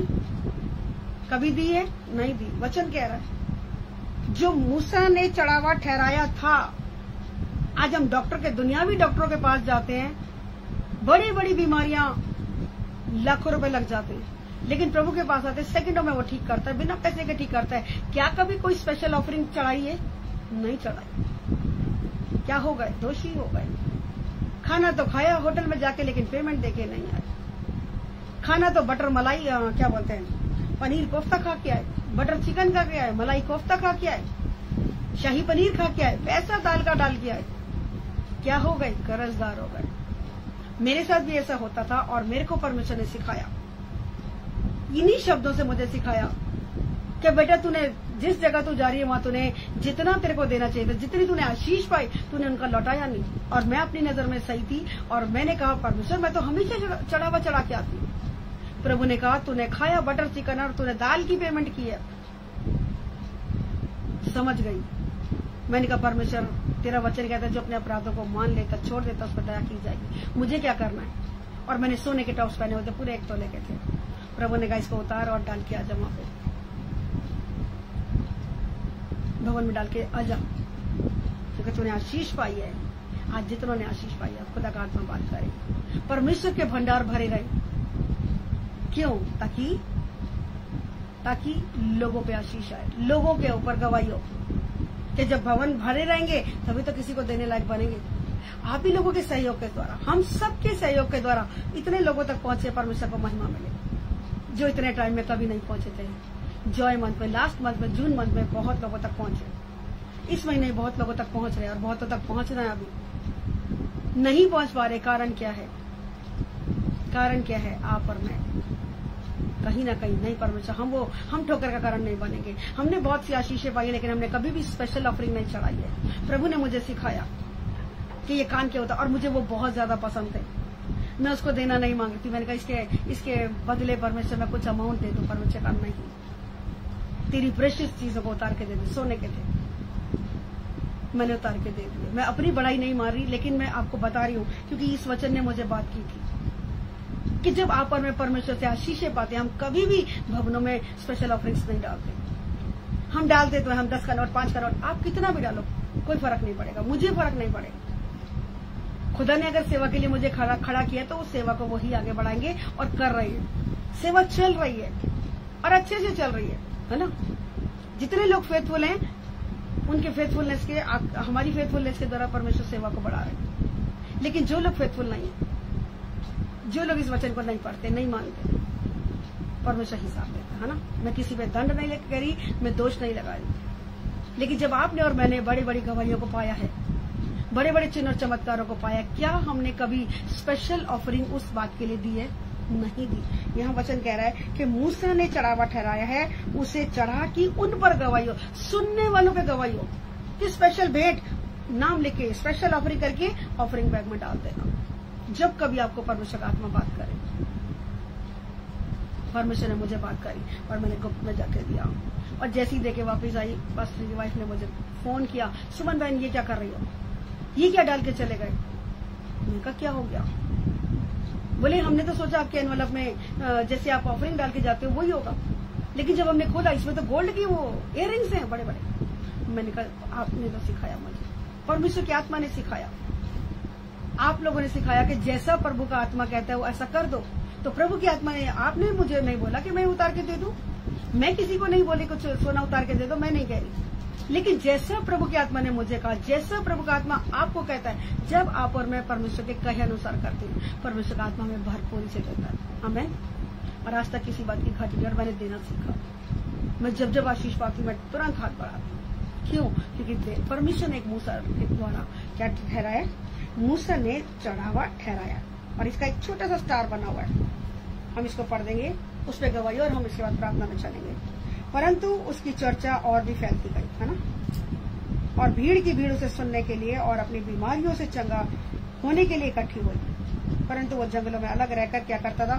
प्रार्थना किया करता था। प्रार्थना में यीशु मसीह लीन रहते। लेकिन जो मूसा ने चढ़ावा ठहराया, मैं चाहती हूँ इसका एक स्टार बना हुआ है, इसको पढ़ के फिर हम प्रार्थना में चलेंगे। आशीष मिल रहे तो बोले धन्यवाद। Hallelujah, hallelujah. लय व्यवस्था का हम पढ़ेंगे 34 का, एक ही लिखा है, 14, 34 है, बहुत छोटा छोटा है। 1 से लेकर 32 तक पढ़ दीजिए। या फिर दूसरा दिवस लूका, ये 30 का है। हमें कौन सा पढ़ना है? हमने 14 पढ़ना है। 14 पढ़ देंगे। बहुत छोटा लिखा है, मुझे क्लियर नहीं। 1 से 32 तक, 14 का, और लूका का वो दूसरी आयत है। क्या लिखी? मूसा से कहा निर्गमन का लय व्यवस्था। बहुत छोटा लिखा, मुझे पढ़ा नहीं जा रहा, सॉरी। पेज नंबर कितना? लय व्यवस्था 38। ठीक है, हम पढ़ेंगे इसको, पढ़ के फिर हम प्रार्थना में चलेंगे। हाँ जी, पेज नंबर बताओ, मैं शॉर्टकट कर दी। 138 पेज नंबर निकालेंगे हम। 14 का 1 से 38 तक। ठीक है, यहाँ एक चढ़ावा ठहराया गया है। ठीक है, हम इसको पढ़ेंगे क्योंकि वचन कह रहा है, मैं नहीं कह रही, वचन कह रहा है।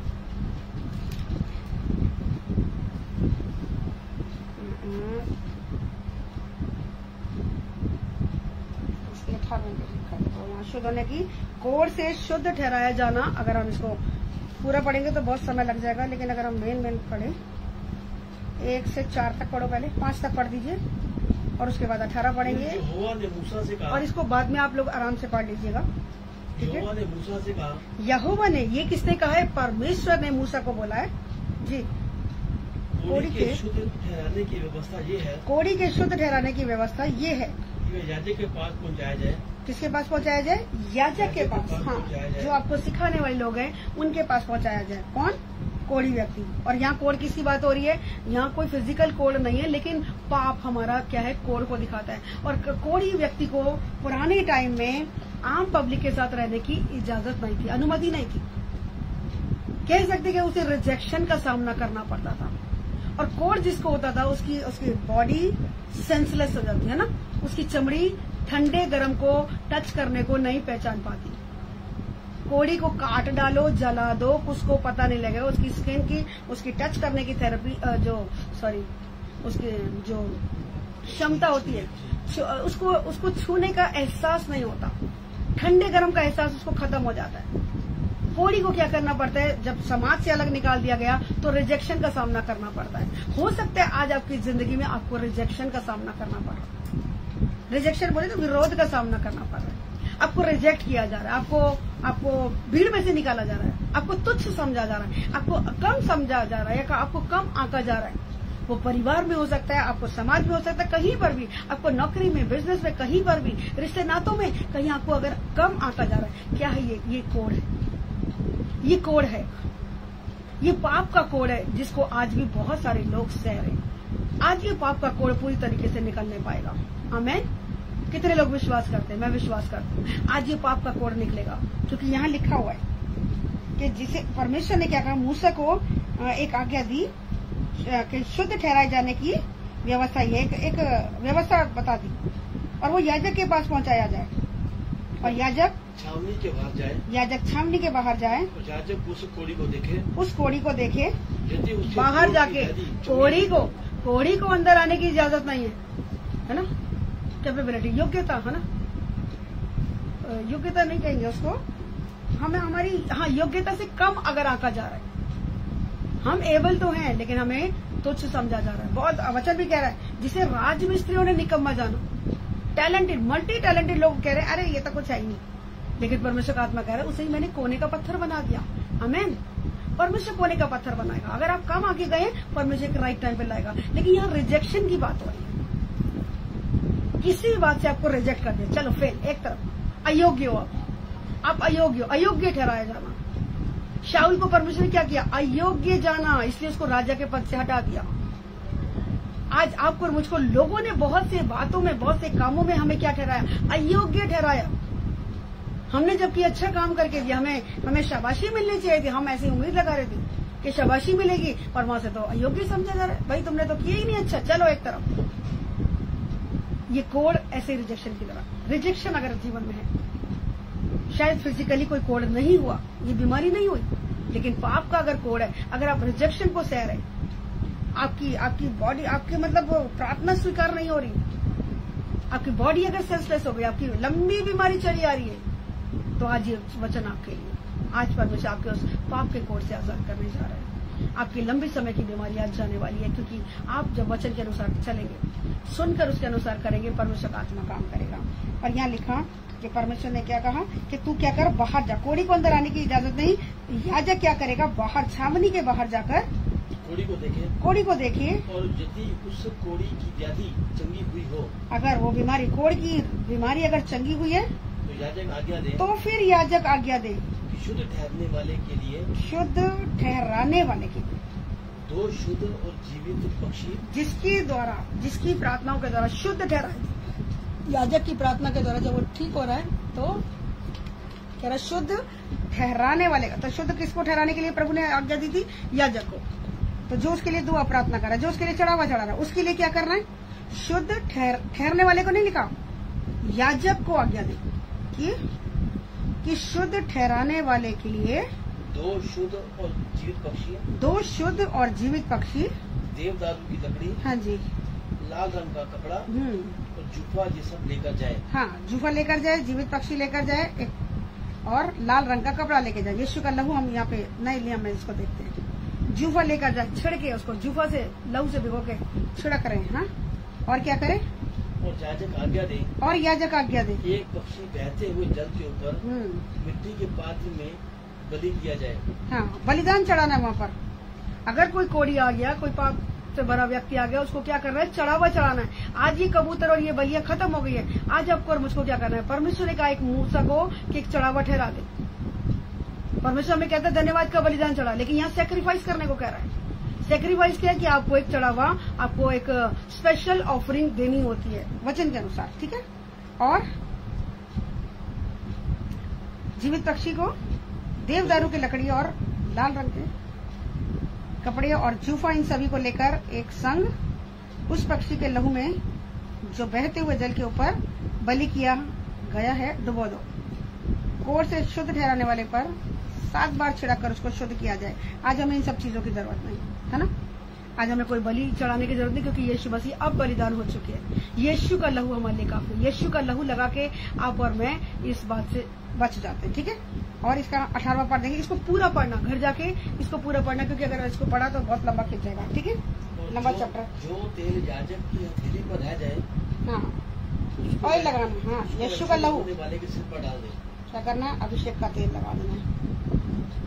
तो याजक उसके लिए यहोवा के सामने प्रायश्चित करे। यहोवा के सामने उसके लिए क्या करे? प्रायश्चित करे।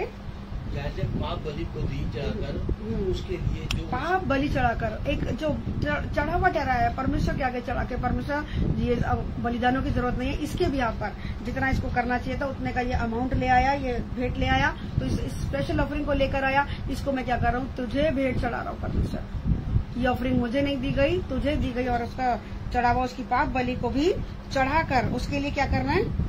जो अपनी अशुद्धता से शुद्ध होने वाला हो उसके लिए प्रायश्चित करे। कौन? याजक करेगा, जो भी पाप से भरा व्यक्ति है जी।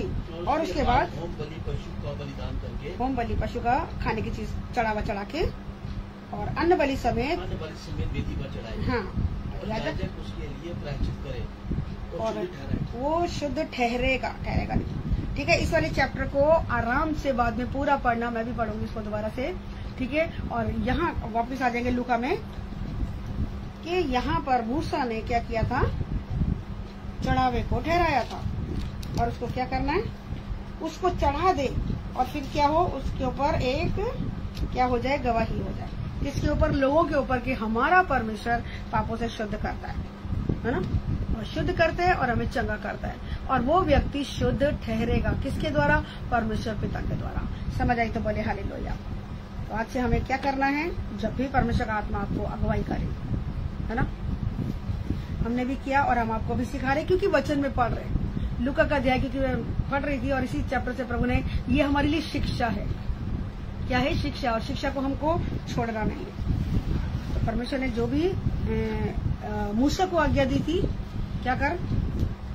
इनको आज्ञा दे, जाके जो पापी व्यक्ति है, जो कोढ़ से भरा व्यक्ति है, आज कोढ़ किसको शो कर रहा है? पाप को शो कर रहा है ना। जो लोग अशुद्ध भेंटे चढ़ा रहे, परमेश्वर के योग्य बलिदान नहीं कर रहे, लिविंग सैक्रिफाइस नहीं चढ़ा रहे, परमेश्वर को हमें जीवित, पवित्र और भावतवा बलिदान चढ़ाना है। चंगे होने के बाद भी, बड़ी बड़ी गवाहियां लेने के बाद भी कोई स्पेशल ऑफरिंग नहीं आती, बहुत कम लोगों की, चंद लोगों की आती। हम जैसा परमेश्वर का आत्मा का ही हमें करना है। इस बात को गलत मत लीजिएगा कि मुझे पैसों का लालच आ गया, सिस्टर जी बदल गई और पैसा मांगना शुरू कर दिया। भले आप दो, भले मत दो, मेरा काम है सिखाना। करना या ना करना आपके ऊपर डिपेंड करता है ना। कोई कंपल्सन नहीं है। परमेश्वर के वचन को आप मानो, भले मत मानो। मानेंगे, आज्ञा मानेंगे तो आशीष पाएंगे, और आज्ञा नहीं मानेंगे तो आज्ञा उल्लंघन के दुष्परिणाम हम सबके, है ना। जो मानेंगे आशीष है उन सबके लिए, और जो नहीं मानेंगे दुष्परिणाम उन सबके लिए, है ना।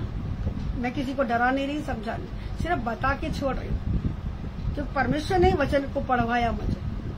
बीते दिनों में पढ़ रही थी, मैंने कहा इसको बाद में करूंगी, लेकिन अब सामने आई गया, है ना। आज क्योंकि लोग शिक्षा को नहीं पकड़ रहे, ये शिक्षाओं में से एक है कि जब परमेश्वर का घर क्यों भरा रहे, उसके भवन में भोजन वस्तु रहे कि क्या हो। मलाकी का 3रा अध्याय क्या कह रहा है?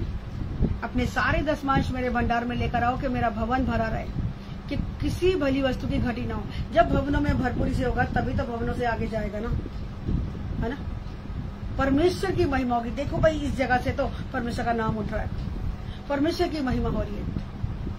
किसका नाम ऊंचा उठता है? परमेश्वर का नाम। और उसमें सहभागी कौन कौन है? आप और मैं। हमने बीते दिनों में लूका में पढ़ा था शायद कि मत्ती का 8वें अध्याय से पढ़ते, कहा कि कुछ स्त्रियां धन दे देकर उसकी सेवा करती थी। 8वें अध्याय में शायद लिखा हुआ है ना, मत्ती में है कि किसमें हम पढ़ रहे थे। आने वाले टाइम में हम इसको देखेंगे। परमेश्वर हमें सिखाते हैं, है ना। 8वां अध्याय में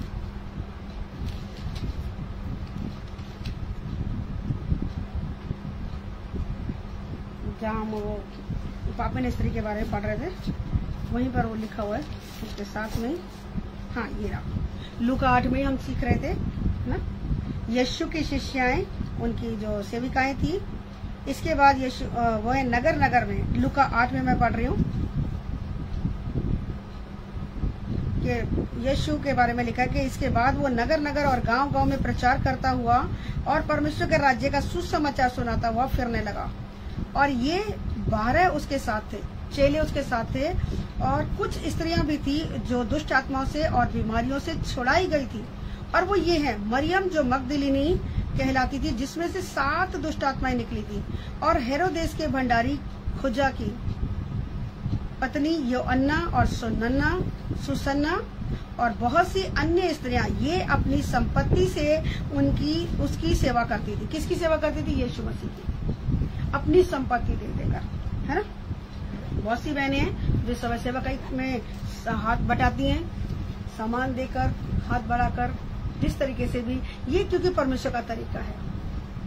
और इसीलिए संभव हो पा रहा है जितना आप और मैं परमेश्वर के तरीके चल रहे हैं, परमेश्वर आपको और मुझको आशीषित कर रहा है, और हमारे द्वारा, हम सबके द्वारा परमेश्वर का नाम ऊंचा उठ रहा है। हालेलुया। और इसीलिए बार बार मैं प्रार्थना करती हूँ कि हम सब मिलकर और गठकर यूनिटी में होकर क्या करेंगे? अपने परमेश्वर के नाम को ऊंचा उठाएंगे। हालेलुया। आइए हम प्रार्थना में चलेंगे। समझ आई तो भले। हालेलुया। आशीष मिल रही है, नया मिल रहा है। कुछ गलत मत समझिएगा कि मेरे को पैसों का लालच नहीं है। खुदा अच्छे से सेवकाई करा रहा है ना, और अच्छे से ही कराएगा जब तक हम समर्पण में रहेंगे, आप समर्पण में रहेंगे, है ना। क्योंकि ये वचन सामने आया इसलिए आपको सिखाया गया। करना ना करना, मैं आज फिर बोल रही हूँ, करिए या ना करिए, आपके ऊपर डिपेंड करता है। परमेश्वर का आत्मा आपको करेक्शन में रखे, है ना, मुझे भी और आपको। हालेलुया। आइए हम प्रार्थना में चलेंगे। प्रभु यीशु के नाम से पिता, जीसस, हालेलुया। प्रभु यीशु के नाम से पिता, मैं अपने आप को, दिल की, अपने लोगों को यीशु के नाम में सील करते हुए धन्यवाद करती हूँ, दिल की गहराइयों से धन्यवाद देती हूँ पिता, कि जो सालों पहले आपने मुझे सिखाया परमेश्वर, आज अपने लोगों से भी बातचीत करी। मैं विश्वास करती हूँ पिता कि आज के वचन 30 नहीं, 60 नहीं, वरन 100 गुना फल लेकर आएंगे, और आपकी महिमा जोरावर तरीके से होगी। हम छोटी से छोटी बातों में भी फेथफुल रहने पाए। आपका वचन कहता है, जो थोड़े से थोड़े में विश्वासी होकर ठहरते हैं, आप उन्हें बड़ी वस्तुओं का अधिकारी बनाते हैं। आपका वचन हमें सिखाता है कि बहुत सी स्त्रियों ने हाथ बढ़ाकर, ऑफरिंग्स देकर, भेंटे देकर परमेश्वर यीशु आपकी सेवा करी, आपकी सेवकाई में हाथ बटाया।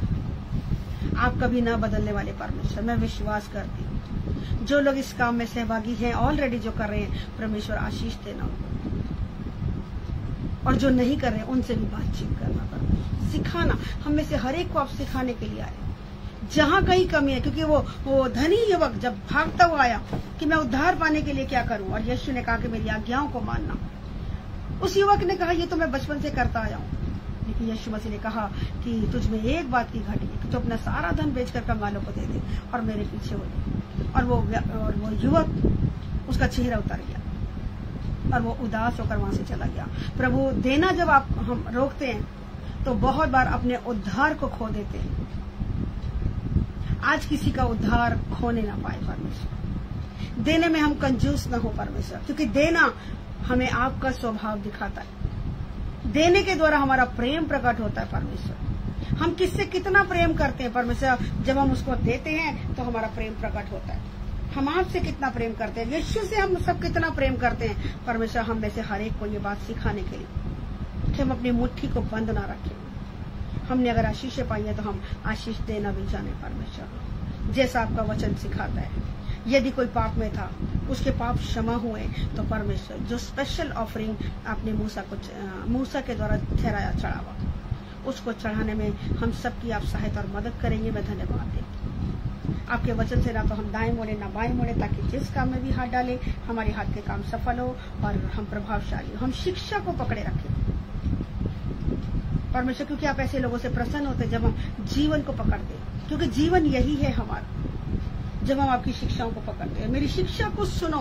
हाँ प्रभु जी, हम आपकी शिक्षा को सुनना चाहते हैं और आपका वचन कहते हैं इसकी रक्षा कर। हम इस शिक्षा की रक्षा करने पाए कि शैतान हमें इस शिक्षा को डिसोबे करने ना दे, अनाज्ञाकारिता में न लेकर आए, ताकि हम में से किसी का भी क्राउन छीनने ना पाए, वो मुकुट कोई हमारा छीनने ना पाए अनाज्ञाकारिता के कारण। क्योंकि आपका वचन कहता है जो जय पाएगा उद्धार उसी का होगा। जो जय पाएगा, उद्धार नहीं, सॉरी, जो जय पाएगा परमेश्वर के दाहिने बैठेगा। परमेश्वर के दाहिने यीशु राजा हैं और हम यीशु के दाहिने बैठेंगे अगर आप और मैं जयवंत लोग हैं तो। अगर हम जय पाएंगे, प्रभु जी हमें अंत तक आपके वचन में बने रहने के लिए अनुग्रह दीजिए। आपका वचन 30 नहीं, 60 नहीं, 100 गुना हम सबके जीवन में काम करें। हम खुद भी आशीष पाए और बहुतों के लिए आशीष का कारण बने। जितने लोग दुख में, परेशानियों में, चिंताओं में, आज यीशु के नाम से वो आजाद होने पाए। अगर किसी के भी जीवन में पाप का कोई कोड है, आज यीशु के नाम से चला जाए। क्रोध का, ईर्ष्या का, जलन का, डाह का, शरीर के काम जिनके अंदर ऐसे हैं, जो शारीरिक व्यक्ति हैं, आज वो शरीर के काम उनके जीवन से मर जाए, आत्मिक बनने पाए, वचन की बातों में बढ़ने पाए। परमेश्वर आपका वचन अपने लोगों से बोले और बातचीत करे और कहने पर काम ना करने वाले हो, अपनी अपनी जिम्मेदारियों को समझने वाले हो, चाहे वो घर परिवार को लेकर है, चाहे वो वर्क प्लेस में है, चाहे वो कलीसिया में है। जिसकी जो जिम्मेदारी है, बिना कहे अपनी अपनी जिम्मेदारियों को समझकर उसके अकॉर्डिंगली चलने के लिए प्रभु तू सहायता और मदद करेगा। इसके लिए मैं धन्यवाद देती। जो अच्छा काम आपने शुरू कर दिया उसको पूरा भी आप ही करेंगे। सब बातें मिलकर भलाई को उत्पन्न करेंगी। धन्यवाद देते। आपका वचन कहता है जो चैन और भक्ति के साथ जीवन बिताना चाहते हैं, चैन और विश्राम के साथ जीवन बिताना चाहते हैं, वो अपने देश के अधिकारियों के लिए प्रार्थना करें। प्रभु जी हम अपने देश के अधिकारियों के लिए प्रार्थना करते हैं। हम देश के प्रधानमंत्री जी के लिए, राष्ट्रपति जी के लिए, लोकसभा और राज्यसभा के लोगों के लिए और तमाम हायर अथॉरिटीज के लिए, तमाम उच्च पदाधिकारी वर्ग के लिए, हम जजेस के लिए, लॉयर्स के लिए, वकीलों के लिए और जितने भी उच्च पद पे अधिकारी बैठे गए जिन्हें आपने बैठाया परमेश्वर, हम उन सबके लिए प्रार्थना करते हैं। उन्हें सच्चाई, पवित्रता और खराई का जीवन दे। उनके पाप क्षमा कर उन्हें एक अच्छी और भली जिंदगी से ब्लेस करेंगे, हेल्दी वेल्दी लॉन्ग लाइफ से ब्लेस करने के लिए और ईमानदारी का जीवन जीने के लिए आप अनुग्रह दीजिए। वो सेवक है, मिनिस्टर्स बने हुए हैं, सेवक हैं, सेवा करने के लिए ठहराए गए। प्रभु जो भी सेवा उनको दी गई है पूरी विश्वासयोग्यता से निभा सके। तमाम पॉलिटिकल लीडर्स के लिए, तमाम स्पिरिचुअल लीडर्स के लिए मैं प्रार्थना करती हूँ। प्रभु हम में से हर एक को ईमानदार बनाए, क्योंकि पवित्रता के कारण आप महाप्रतापी रहे, क्योंकि आपने भी देह में रहने के दिनों में सच्चाई और खराई के साथ अपनी आप पिता की दी हुई सेवा को आगे बढ़ाया।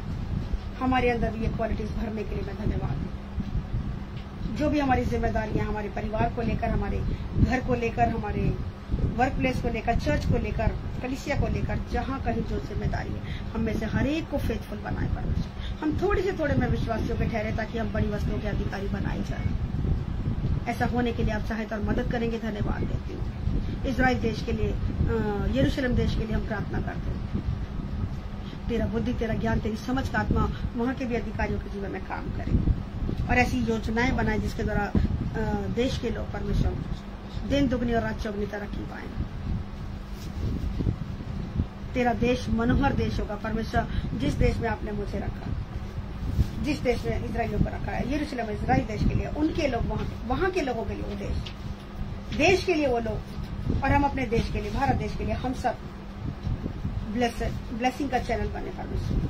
हमारा देश मनोहर देश कहलाएगा। आपने कहा मेरे इस देश में रहने के कारण अंगीकार कीजिए, जहाँ कहीं भी है हमारे इस देश में हम जब रह रहे हैं तो मेरी प्रार्थना के द्वारा मेरा देश मनोहर देश बन जाए परमेश्वर। आज हम कलीसिया लॉ लगा के प्रार्थना करते हैं, जिस देश में आपने हमें ठहराया हम भारत देश के लिए आशीष का कारण बने, मेरा भारत देश मनोहर देश बने। इजराइल के लोगों के लिए हम प्रार्थना करते हैं कि इजराइल के लोग इजराइल और यरूशलेम के लिए आशीष का कारण बने, उनका देश मनोहर देश होने पाए, शांति चैन आराम हमारे देश का पोषण होने पाए, तरक्की और उन्नति होने पाए, किसी भली वस्तु की घटी ना हो, न अन्न की, न जल की, न वचन की कमी होने पाए।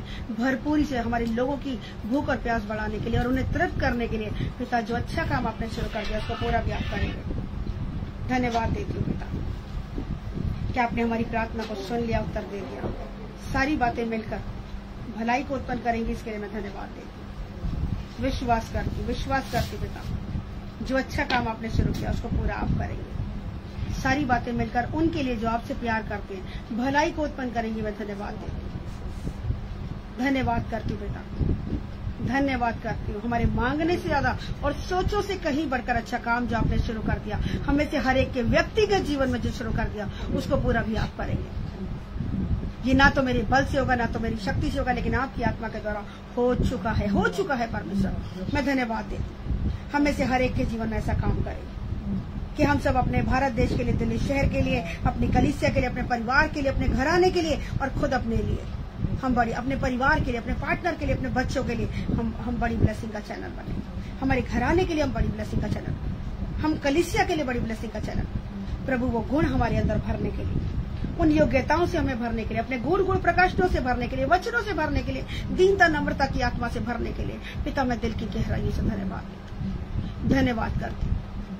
जो आंसुओं में उन्हें आनंदित करना परमेश्वर, जो बीमारी में है उन्हें चंगा करने के लिए, जो कोर्ट केसों में फंसे हुए हैं उन्हें आजाद करने के लिए, जो कर्जों में हैं उनके कर्जों से उन्हें मुक्त करने के लिए और बहुत सी जातियों को उधार देने वाला बनाने के लिए पिता मैं धन्यवाद देती हूँ। फेलोशिप ऑफ बिलीवर से जुड़ा एक एक जन आशीष पाए और आशीष का कारण बन जाए, ये देने वाली कलीसिया बन जाए परमेश्वर।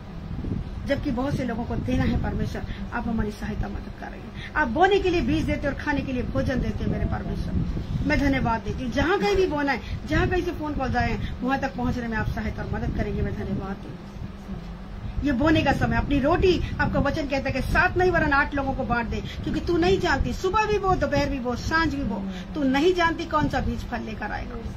हाँ प्रभु जी, हमें बोना सिखाए, हमें वचन को बोना सिखाए, हमें गवाहियां बोना सिखाए, हमें अपना समय बोना सिखाए, हमें प्रार्थना बोनी सिखाए, अपना धन बोना सिखाए। जो कुछ आपने हमें दिया, हमारी सांसें हमें तेरे राज्य में बोना सिखाए परमेश्वर। हमें बोना सिखाए, हमें देना सिखाए परमेश्वर। देने वाले हाथ दे परमेश्वर। बोने के लिए आप बीज देते हैं, बीज दीजिए अपने लोगों को। जिनके पास बीज नहीं है, बीज मुहैया होने पाए, बीज मुहैया होने पाए। क्योंकि जब हम बीज तेरे राज्य में बोते हैं तो फिर से हमें खाने के लिए भोजन मिलता है और फिर से बोने के लिए हमें बीज मिलता है। यही प्रोसेस तेरा बाइबल में लिखा हुआ है, बोने और काटने का सिद्धांत। जो हम बो रहे हैं, जिस नाप से हम बो रहे हैं उस नाप से हमारे लिए नापा जाएगा। लोग हमारी गोद लिखा, दिया करो तो दिया जाएगा। लोग तुम्हारी गोद में उभरता हुआ डाल के जाएंगे, दवा दवा करो, हिला हिला कर डाल के जाएंगे। आप अपने लोगों के मन में डालेंगे और आप उनकी मुट्ठी खुलवाएंगे परमेश्वर। जैसे आप हमारे लिए कर रहे हैं, हमारे लोगों के लिए भी करने के लिए प्रभु हमारे लोगों को एबल बनाए, योग्य बनाए परमेश्वर। क्योंकि आपने किया कोई परिश्रम बेकार नहीं जाता। हम छोटे से छोटे के साथ करते हैं, हम आपके साथ करते हैं परमेश्वर। और आप किसी के कर्जदार नहीं, कई गुना मल्टीप्लाई करके आप वापस लौटाते हैं। मैं धन्यवाद देती हूँ पिता, मैं धन्यवाद देती हूँ कि आपने प्रार्थना को सुन लिया, उत्तर दे दिया। सारी बातें मिलकर भलाई को उत्पन्न करेंगे और हम बड़ी बड़ी गवाहियों के साथ फिर से आपके भवन में मिलेंगे। इसके लिए मैं धन्यवाद देती हूँ। जो अच्छा काम आपने शुरू किया उसको पूरा भी आप करेंगे। यीशु मसीह के नाम से प्रार्थना मांगते, जैसे सुने और ग्रहण कर लें। सब कहें आमेन, आमेन, हालेलुया। आइए अपने दोनों हाथ स्वर की तरफ उठाते हुए आशीष वचन को लेंगे। और अब पिता परमेश्वर का प्रेम, प्रभु यीशु मसीह का अनुग्रह और पवित्र आत्मा जी की सहभागिता हम सबके साथ और जितने प्रभु यीशु के दोबारा बादलों में आने की बात जो रहे उन सब के साथ अब से लेकर हमेशा हमेशा तक सदा बनी रहे। आपकी हुजूरी बनी रहे परमेश्वर, आमेन, हालेलुया। स्तुति प्रशंसा ऊपर जाती है, आशीष लेकर नीचे आती है। विनती और प्रार्थना ऊपर जाती है, चमत्कार को लेकर नीचे आती है। प्रभु हमारा कितना महान, देखो करता है बड़े बड़े काम। हालेलू हालेलूया हालेलू हालेलूया हालेलूया। सबको जय मसीह की। प्रभु सबको बहुत आशीष दे। और कल की सभा ऑनलाइन फिर से 3 बजे होगी। प्रभु सबको आशीष दे। और मैं विश्वास करती हूँ कल अभी चर्चेस खुल गए हैं तो थोड़े लोग आ सकते हैं अभी, ठीक है, जो सेवा करने वाले लोग हैं, या कोई इमरजेंसी है किसी के साथ तो वो आ सकते हैं, कोई तकलीफ में है वो आ सकते हैं, लेकिन सभी लोगों के लिए अभी अलाउ नहीं है। तो अपने आप को देखते हुए फोन पे बात कर सकते हैं हम, ठीक है। तो कल 3 बजे फिर से हम लाइव में फिर से मिलेंगे प्रभु की उपस्थिति में और बड़ी गवाहियों के साथ मिलेंगे, मैं विश्वास करती हूँ। आमीन। प्रभु सबको आशीष दे। जय मसीह।